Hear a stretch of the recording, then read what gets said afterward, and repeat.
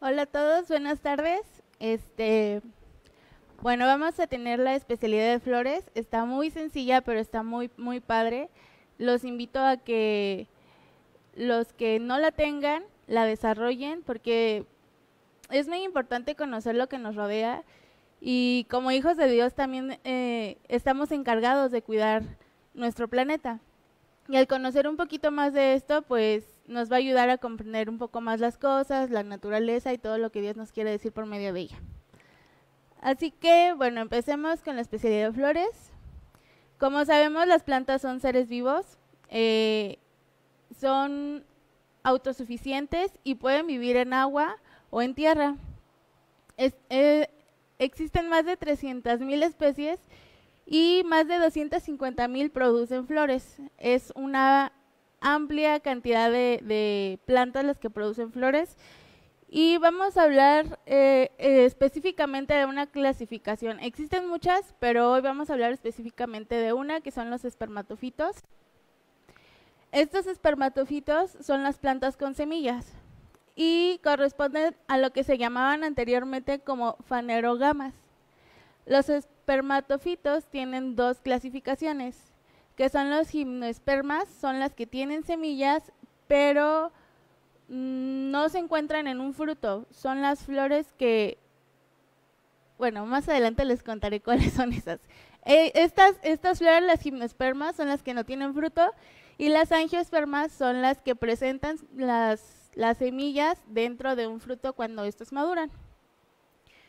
Las angiospermas son la familia que tiene las flores más vistosas, más brillantes, las más coloridas, son de este grupo y es el más amplio de estos dos. Así que vamos a entrar un poco más a los angiospermas. Dentro de los angiospermas se encuentran las monocotiledóneas, que son las que tienen un solo cotiledón. ¿Esto qué quiere decir? Por ejemplo, cuando plantamos un frijolito, no sé cuántos de ustedes han hecho este experimento y si no lo han hecho los invito a que lo hagan. Es muy interesante ver cómo germina una flor. Este frijolito pertenece a los monocotiledóneos. ¿Por qué? Porque, bueno, quiere decir que solo sueltan un tallito, solo sale un solo tallito de esa semilla.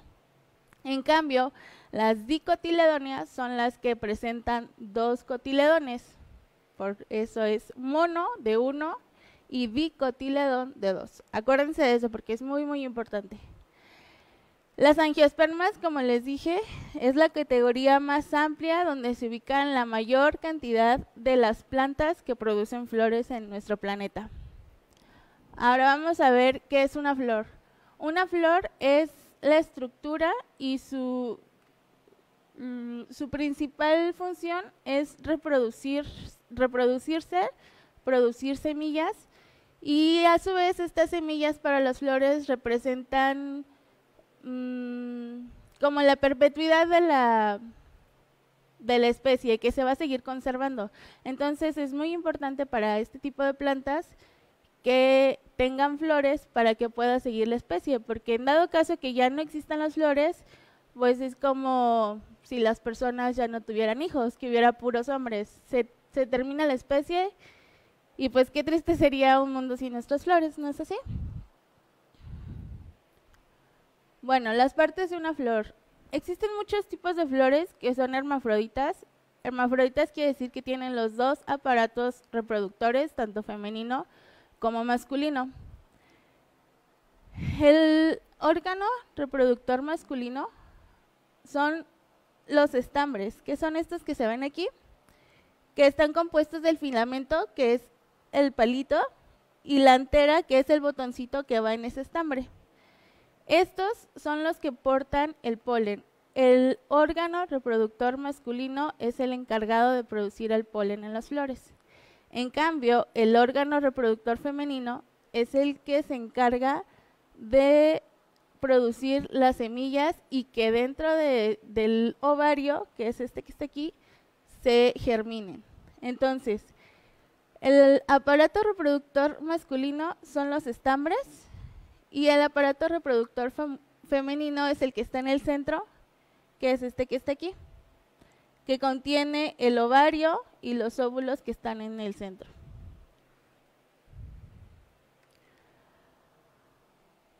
Ahora existen muchísimos tipos de familias de flores, pero les voy a hablar un poquito de los que más conocemos, los más conocidos y los que es posible que veamos más seguido que otros que son muy raros y que también están muy padres, pero bueno, vamos a profundizar en estos.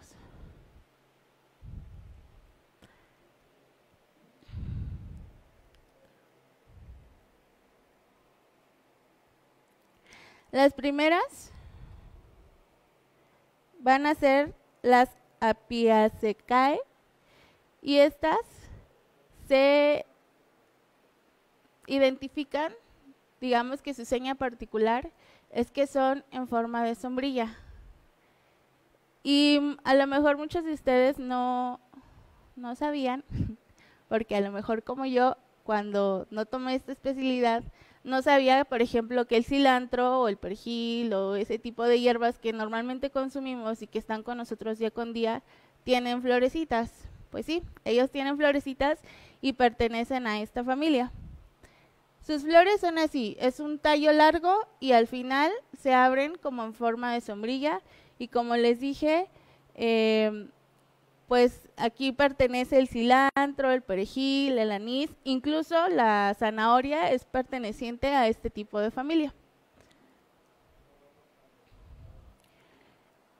El Asteraceae es la familia, digamos, más grande, tiene muchos tipos, muchas especies, que son 20,000 aproximadamente, y muy poquitas de estas son cultivadas, es decir, todas crecen por los medios de polinización que existen. Son muy pocas las veces que el hombre modifica o altera la forma de esta flor como lo hace con algunas otras.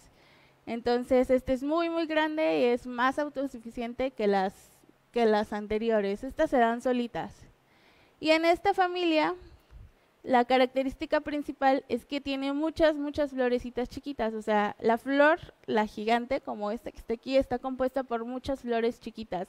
Desde el centro hasta sus orillas está compuesta por muchas florecitas.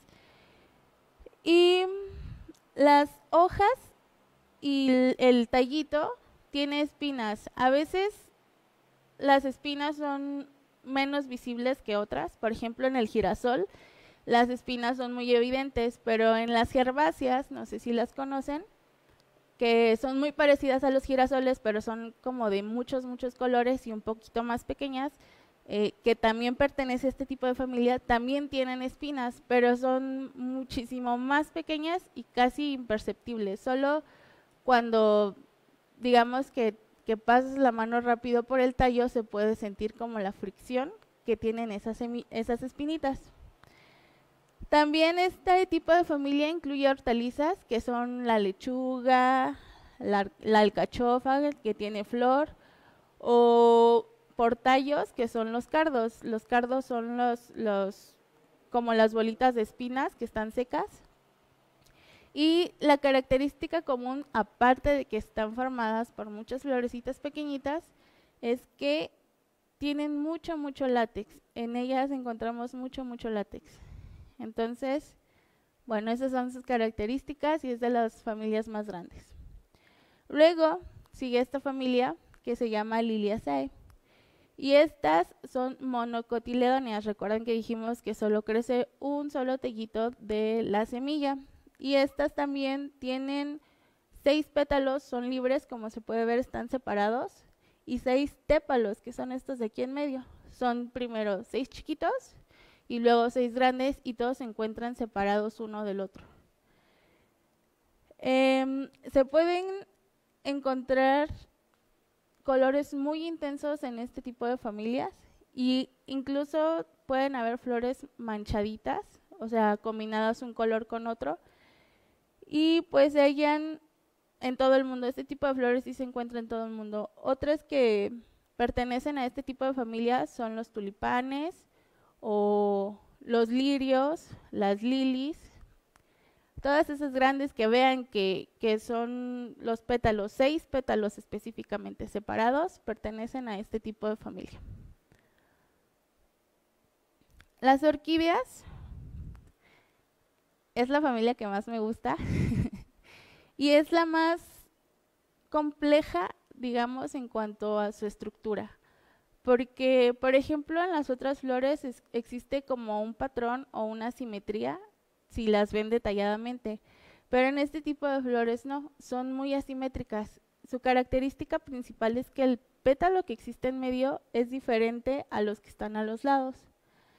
Y esto hace que su valor aumente, aparte de que la interacción que tiene con el ambiente y con los agentes polinizadores y con los hongos, pues la hace un poco más difícil de producir y por eso también aumenta su valor.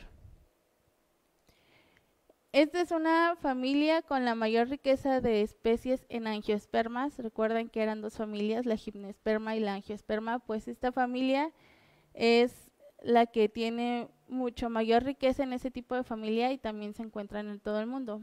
Este tipo de flores es diferente al girasol, por ejemplo, como les mencionaba, porque a este tipo de flores el hombre sí la ha cambiado, digámoslo así, ha interactuado con las semillas y las ha modificado para que sean de distintos colores, con distintas manchas, incluso distintos tamaños, etc. Las Violaceae son muy, muy simples. Tienen espinitas incluso en las hojas, no sé si se alcanzan a ver, pero son espinitas transparentes muy, muy, muy pequeñas. Son hojas muy simples y no están separadas del todo, están unidas, ya pegadas al aparato reproductor femenino y a los estambres. Son hermafroditas. Esto quiere decir que este tipo de flores tiene los 2 aparatos reproductores, tanto el femenino como el masculino. Tienen un cáliz.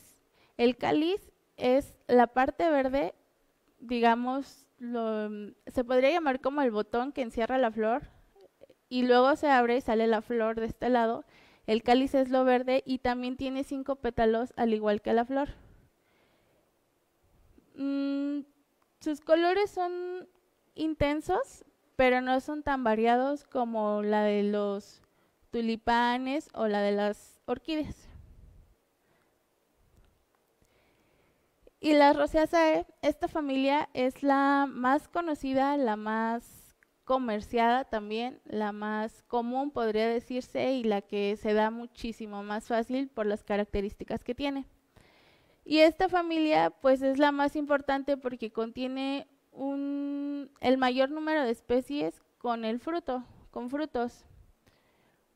Este tipo de familia es la que podría decirse que nosotros consumimos, por ejemplo, la manzana, el durazno, la pera, ciruela, fresa, etcétera. Entonces, esta familia es la más amplia para el consumo humano porque es la que contiene la mayor cantidad de frutos que pues consumimos. Y pues obviamente también es la más comercial por las flores, como lo dice el nombre.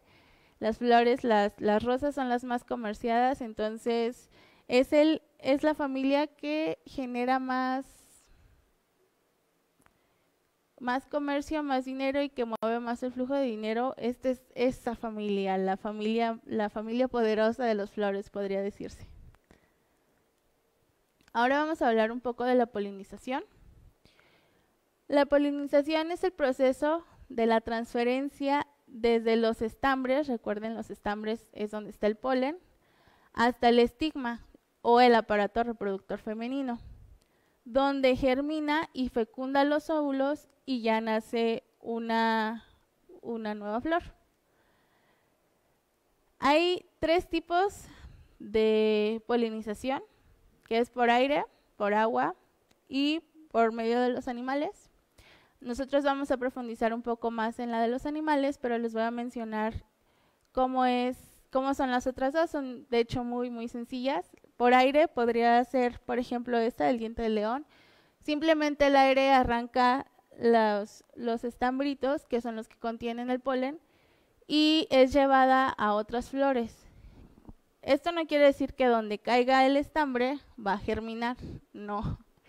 El estambre tiene que caer, para que germine tiene que caer en una flor que contenga el mayor número de características posibles para que sean compatibles. Si no son compatibles, aunque el estambre esté en una flor, por ejemplo, uno de estos caiga en una rosa, no va a germinar y no va a crecer una flor diferente. Entonces, tienen que ser compatibles en sus características para que puedan germinar. La otra es por medio del agua, y esta podría ser por los lirios, me parece que se llaman, los que crecen en los pantanos. Esas flores no siempre están en la superficie. Pasan un buen rato de su vida bajo la superficie, y cuando es necesario que se procreen, estas suben a la superficie y el estambre, digámoslo así, es el que hace que la flor se mueva, pongamos que flote sobre el agua buscando a otra flor para que así pueda entrar el polen hacia el aparato reproductor femenino. Y una vez que esto pasa, las flores se separan y después regresan al agua.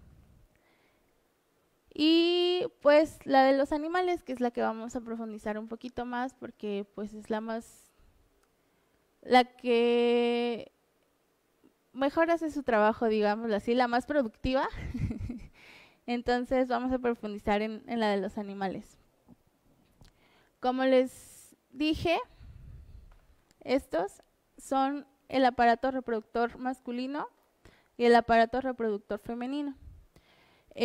Las abejas, los colibríes, las mariposas o todos esos animalitos que se posan en las flores lo hacen en los estambres, y en sus patitas, o en el caso del colibrí en su trompita, se quedan restos de polen que al cambiarse de flor lo introducen en el estigma, y eso hace que el polen caiga dentro del ovario y se germinen los óvulos para que puedan hacer otra flor. Entonces, por medio de los animales es por las patitas, por la boquita, que separan y toman el polen de las anteras, de los estambres, y después en otra flor lo dejan caer dentro del carpelo cuando están buscando el néctar. Así de sencilla es la creación de nuevas flores. Y aunque muchas plantas son hermafroditas, como les dije, tienen los dos aparatos reproductores, no se reproducen a sí mismas. Es decir, si la flor tiene el aparato reproductor masculino, el estambre no se va a meter al aparato reproductor femenino para producirse. Esto no sucede. Existe una fecundación cruzada. Quiere decir que si existen varias plantas hermafroditas, el aparato reproductor masculino de una actúa y el aparato reproductor femenino de la otra recibe. Y luego, a la inversa, el aparato reproductor de la que recibió actúa, y la que al principio actuó ahora recibe, y así se producen las flores. Jamás las flores que tienen los dos aparatos reproductores se reproducen a sí mismas. Necesitan los animales o el viento o el agua para poder reproducirse. Ahora vamos a hablar un poquito de las plantas tóxicas. Cuando decimos plantas tóxicas, casi siempre pensamos en veneno, en muerte, en ronchas o en cosas malas. Pero no siempre es así. Que sean tóxicas no siempre es malo. ¿Y por qué? Porque esto va a depender mucho de la forma en que son tratadas las flores, porque hay muchas plantas tóxicas que son utilizadas medicinalmente y son muy, muy buenas, pero esto depende de la forma en que se hace y de la cantidad que se consume, y eso es muy importante saberlo antes de consumir cualquier tipo de planta. No puedes decir, ay, pues por ejemplo, tengo mucha tos y me dijeron que me tomara un té de gordolobo con laurel y no sé qué tanto, y me lo tomo y ya, no. Tienes que saber qué cantidad y cuánto tiempo se debe dejar en el agua, si se debe de hervir junto con el agua o solo se debe de poner las plantitas en el agua caliente y dejar unos minutos. O sea, es muy, muy importante eso. Y no porque sean tóxicas quiere decir que sean malas. Entonces, hay que darles el beneficio de la duda y hay que investigar para poder ver qué bien o qué tan mal nos hacen este tipo de plantas. Encontré algunos nombres populares para las plantas tóxicas que se me hicieron muy graciosos y que o sea, tan solo de escucharlos te pueden decir de qué se trata o qué es lo que puede pasar con este tipo de plantas. Por ejemplo, el matapollo, el revientavacas, adormidera, el pepinillo del diablo, la nuez negra, y pues todos esos tipos de plantas y esos tipos de nombres que les dan, a veces también es por algo. Hay algunas que de plano ni siquiera se pueden utilizar para lo medicinal, entonces hay que tener mucho, mucho cuidado, hay que investigar antes de querer consumir algún tipo de planta o querer agarrar, aunque sea algún tipo de planta, hay que investigar y hay que tener mucho cuidado con lo que hacemos. Algunos ejemplos de las plantas que son tóxicas, que pueden traer algún mal si el consumo es excesivo, pues son la deladera, la hortensia, que es esta muy común, la belladona, la azalea, el acónito, la delfa. Muchas en exceso causan daños a veces irreversibles, entonces los invito a que investiguen más de las flores, que son muy comunes y que podemos ver en cualquier lugar, pero no sabemos qué tipo de flor es o para qué la podemos usar o si nos puede hacer bien o si nos puede hacer mal. Bueno, en sí esta es la especialidad de flores. Como les dije, está muy sencilla, pero es muy, muy interesante conocerlas. Y la tarea de esta especialidad también está muy sencilla. La primera va a ser hacer un como mini álbum. Bueno, va a ser un álbum y van a haber dos categorías. La primera va a ser poner flores que pongan los colores del arco iris, en el orden de los colores del arco iris. Por ejemplo, una violeta, un tulipán rojo, un girasol. Y ustedes la van a acomodar para que se vean los colores del arco iris en las flores. Y la segunda parte va a ser que van a poner 3 tipos de flores con 5 pétalos, con 6 pétalos, las que son las que no tienen pétalos, porque hay algunas que no tienen pétalos, ya se las dije al principio, y 3 más que sean las que más les gusten, pero que crezcan en su zona, no que las compren, que crezcan, que estén a la mano de su casa. Entonces son las del arco iris, las que tengan 5 pétalos, las que tengan 6 pétalos, las que no tengan pétalos y 3 más que crezcan por su casa. Entonces, pues esa es la tarea. Espero que la hagan, está muy fácil y pues espero que les haya gustado.